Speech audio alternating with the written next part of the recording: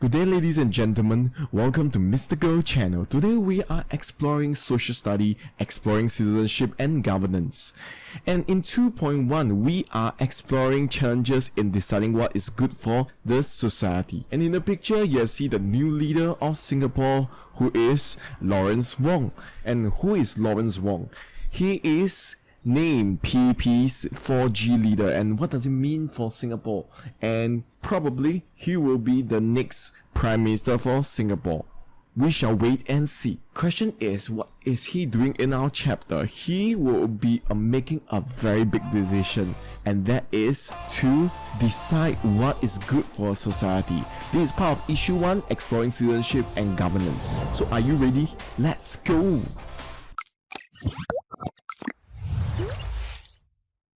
How do we decide what is good for society? We are exploring part 1, where we are discussing the challenges in deciding what is good for the society. And what are the challenges per se? There are a number of challenges. It's called differing needs and interests, differing priorities, and unequal sharing of costs. So let's take a look at the first part where we talk about different needs and interests. Let's take a look at a case study. For example, your principal has given every class a sum of $100 a month for 3 months to spend on furniture and upgrades to your classroom. So what would you spend the money on? Write out a list, perhaps with prices there, and you can check out different websites and see how much they are listing. Next, which would you buy or upgrade first? This is a very important question, and you need to number your list according to the priority. And last but not least, would every item on your list benefit everyone equally? That is a very big question. So the fact that everyone would argue but they really can't decide on how to use the money, that will be the big question. Or I'm gonna lose my freaking mind! Usually in the class there are probably 1 or 2 chairpersons that will have to ask for the opinions from everyone. It will be hard to agree on anything. And why? Because everyone has different needs and interests. So take a look. So some will probably want physical comfort in the terms of air conditioning, which will make their studying life and learning life much more comfortable. Next, they will probably want better equipment or perhaps facilities such as buying a new television or perhaps monitor screen for their learning.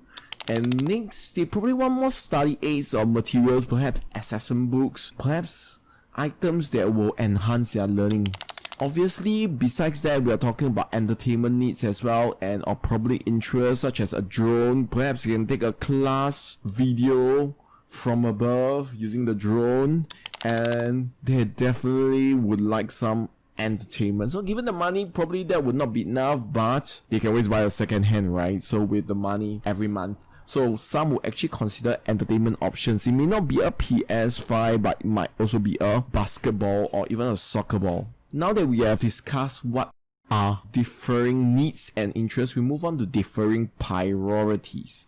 So even if you would agree on what to buy, the whole class had decided what to buy, the question is, it's very hard for everyone to agree on which to buy first. So let's say you chose the entertainment, but within the entertainment options, there are so many different things to buy. Which to buy first? Because remember, you have $100 per month for 3 months. So what is priority? Priority is to decide which item is important, and in doing so, you will buy the item first. So some will want physical comfort all the way to entertainment options. Which one will be first? So after a round of discussion, perhaps you have discussed that the last 2 options are redundant. Perhaps you want to focus on physical comfort, better facilities and equipment, and more study aids and materials. After all, your class might be a studious class. So which first again? So coming to the last part, it is the unequal sharing of costs. So we have different priorities. Now we come to the last and perhaps the most important part. It is hard for everyone to agree on which to buy first. That is the reality of our life, because we have different backgrounds and experiences, and because not all will benefit equally also. Because the purchasers cater to some needs more than the other. Some will benefit more and some will benefit less, obviously. It is inevitable because each of us will have our own experience and different needs. And even if we have the same needs, we might differ in terms of priority. We might have the same needs in terms of physical comfort, but we might not place it on the same ranking list. Remember, at the start, you made a ranking list of priorities. So it is impossible to ensure the equal benefit to all. We come to this important concept of what is a trade-off. A trade-off is a situation where two or more goals cannot be achieved at the same time due to perhaps monetary constraint or time constraint. So only one can be achieved and the other goal must be discarded. So we have to make a decision which goal is more important, and in doing so we have to disregard the other goal. Let's take a look at an example of trade-off using a case study of land use in Singapore, and that is something that the Singapore government has to decide after consulting the people in Singapore. Singapore has 728.3 kilometers square, and this is a limited land area. Even though we are increasing, but there ultimately will be a limit to how much we can increase, and this is based on the source from datagovernment.sg. Do take note that the information is valid in 2020, so we might be expanding in years to come. So this land must satisfy many needs, and in doing so we must cater to the jobs, cater to housing definitely, cater to transport, cater to recreation for people to have parks and places so that they can enjoy themselves. A water catchment area, because this is one of our priority in Singapore. Water catchment area because this is a priority in Singapore. Because in Singapore there is not much water, so we need areas to catch water. Next, we have nature and environment conservation, where we talk about areas where we can conserve the land and perhaps use it for recreational use as well. So in Singapore, many of our land actually has double or triple usage. The trade-off, when land is used for one purpose like transport, then it cannot be used for other purposes. This is a perfect example of a trade-off. Case study number 1. So let's take a look at this place. This is a place that is near Lornie Highway, and we propose that a new road is built so that we can ease traffic congestion on Lornie Road, because often there is traffic jam there. So this road will cut through one of Singapore's oldest cemetery, which is Bukit Brown Cemetery. So one of the consequences when we consider such an option is that we need to destroy or dig out over 5,000 graves of Singapore pioneers, some even dating back to a few centuries ago. And that is, considering the rich amount of history, that is really incredible. When you have to dig out so many graves, guess who you will offend? Right, think about that. Next, in terms of environmental conservation, we are also reducing the habitat of over 30 endangered species of animal, and some might actually die out, and this is something that we have to consider as well, because that is one of the consequences. Yes, so when we take a look at this, at the different areas, this is Bukit Brown Cemetery and areas that we might possibly have to dig out. So these are some of the pictures, and some of these are Singapore pioneers. The case for preserving Bukit Brown Cemetery. Singapore precious history and heritage will be preserved, and Singapore's shrinking natural environment makes it more important to preserve this cemetery as part of our natural heritage. Singapore's shrinking animal species, they have fewer places as their habitats. There are alternate plants and locations that are not probably considered. They could have considered in other places. So the government response is that it is to ease the traffic congestion, and that is quite important because often there will be traffic jams and perhaps that lead to more traffic accidents. And to ease traffic congestion on the near PIE as well, because the cars can take this as an alternate travel route. They reduce the travel time now that there's less jam, so there will be a new highway will be able to serve future housing projects which are going to be built near Bukit Brown area. Hence, for this trade-off, do you think that the government made the right choice regarding the Bukit Brown Cemetery? What do you think? Comment down below if you think the government has made the right choice or the wrong choice, and why. So what happens when you have to trade off your own needs and priorities? That is a big question. And are you willing to sacrifice your benefits for the greater good? Are you willing to sacrifice your greenery so that others might benefit from perhaps housing, perhaps recreational area as well? So if you are unwilling, you will suffer from this thing called NIMBY syndrome. What is NIMBY syndrome? It's called not in my backyard, aka kiasuism. So not in my backyard refers that you do not want any inconvenience or any other unnecessary facilities in your backyard. So let's take a look at case study number 2. Case study number 2 centers around a housing estate. So 1,400 residents of a private housing estate, they actually signed a petition against building a foreign worker dormitory in their estate in 2008, and that is in Serangoon Gardens. Why?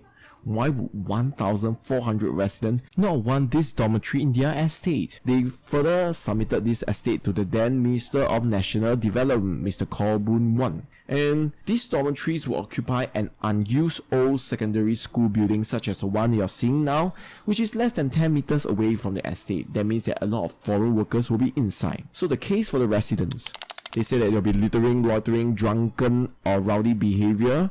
Remember litter, India riot? That might be a prelude to another riot. Possibly. Not saying that it will. So foreign workers, domestic maid couples, sometimes that could be a problem to the residents. There'll be higher crime rates or what they perceive that is, and that will lower their property value. Well, according to the article, this creates security and social problems, and this will spoil the ambience of the estate. So, do you think that that will happen? I mean, that is what people perceive that will happen if the foreign workers' dormitory is built. The government response is that the school building is actually wasted, living there to rot, and we need to make full use of our available land. Remember, there is limited land space in Singapore, and we can house from 600 to 1,000 workers. And many of the construction and renovation works are actually near to the estate, so it's easier for them to travel over and do the construction work.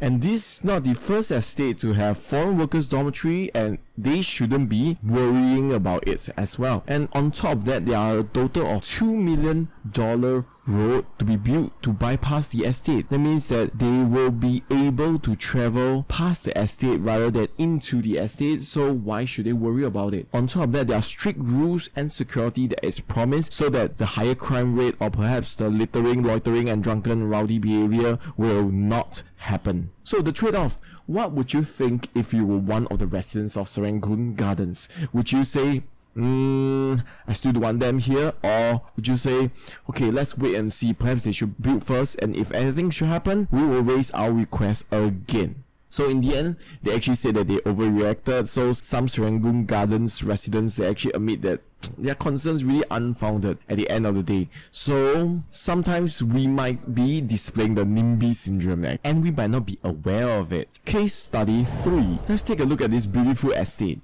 So 230 residents of HDB housing estate signed a petition against a plot of land being used to build a HDB block of studio apartment. So the HDB housing estate do not want this studio apartment specially meant for the elderly in 2012 in Toh E Estate. So the petition was submitted to their Member of Parliament, Miss Sim Ant. So the new block will occupy land used during since 2011 as a basketball court, jogging track, community garden, as well as an exercise area for residents. Such as this, they will be building this over all this land. Let's take a look. Why would they raise this request? The question here is that who would buy studio apartments? Studio apartments are usually reserved for the elderly. Right, so you take a look at all these pictures. They are actually studio apartments. They are built in Bishan, so people are really aware that only elderly would buy such an apartment. Let's take a look at the area.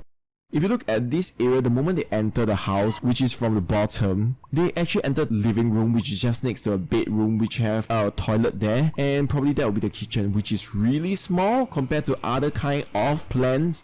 And studio apartment is one very good area of a small house. So this piece of land, which they claim have a community garden, a basketball court, perhaps jogging track, would be demolished in place for the studio apartment, and the housing estate people didn't really want that. So the case for the residents, There'll be lots of facilities, there'll be waste of 120,000 upgrade because they did spend the money, and they actually lower the property value because with studio apartments, they might worry that the community facilities are no longer around. This will be a poor location for the elderly. It's a hilltop location with which elderly have to climb the hill probably every time, and it's far from other facilities because remember, facilities are being demolished in place of studio apartments, so they will have to move to other areas. So let's take a look. They could probably go to these other areas, the alternate areas that actually proposed that they could have built, but they didn't. And to them, it's like death house. Remember, elderly are very near to the end of their life, and perhaps they treat it like death house, and it's a loss of breathing space because these are the area where residents can interact and build their compounding spirit. But without it, probably they won't. So the government responds that for cities to be replaced as part of a new block, there'll be special housing for elderly that is badly needed, and this will be an ideal location for them to build the special housing, and the study shows that it is the best site. Let's take a look. And this is a chosen site among other proposed sites, but they are not really that ideal because they actually published this in a newspaper to explain that proposed site number 1 is too small. Next one, traffic is too heavy because it's near the Bukit market and hawker center. It's very loud and might pose a danger due to the heavy traffic. And next one is too far away from other residential block and it's actually earmarked for other development. And proposed site number 4, they say it's too far away from other residential block again, and the land is earmarked for other development. So they can't really take these areas that are used for other development because remember the trade-off part. So in the end, we decided on the area which is used to be the basketball court and the community garden, and as well as other facilities. There will be sheltered pathway with rest stop to be built, and the upgrading was a mistake because the land was leased for interim recreational use but has long been reserved for residential use, and this wasn't really released to the public, and for them to claim that it was a mistake, well, I guess they really made a mistake. 120,000 mistake. So that'll be the end of chapter 2 part 1, where we start to discover what are the differing needs and priorities of Singaporeans, and that will lead us to part 2. Stay tuned and remember to like and subscribe. Bye bye.